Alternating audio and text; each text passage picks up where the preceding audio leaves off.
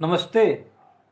और मैं जो आज गाने जा रहा हूँ ये एक पॉलिटिकल सटायर है और मैं चिराग पासवान के लिए गाऊंगा। नीतीश जी का भी वर्णन है इसमें, उनके अच्छे कार्यों का, कैसे उद्घाटन से पहले पुल टूट जाता है उसकी चर्चा है।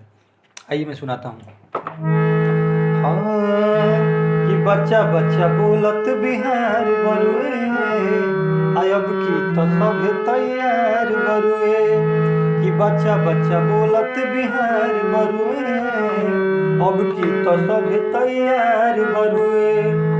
कि जैसे गाना में जरूरत बाराग के हो, जैसे गीत में जरूरत बाराग के हो, सही बा बिहार में चिराग के हो, सही बा बिहार में चिराग के हो।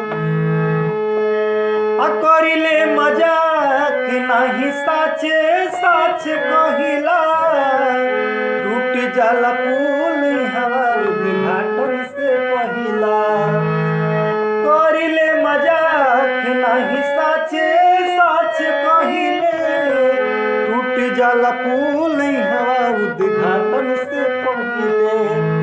कि बच्चा बच्चा बोलत बिहार बरुए, कि अब तो लुजपा के दरकार बरुए। बच्चा बच्चा बोलत बिहार बरुए, अब तो लुजपा के दरकार बरुए। जैसे हवन में जरूरत बायाग के हो, जैसे हवन में जरूरत बायाग के हो, सही बा बिहार में चिराग के हो, सही बा बिहार में चिराग के हो। सेकंड अंतरा लागता बीमार बासु शासन सरकार हो, जागी भैया अब सुधार के दरकार हो।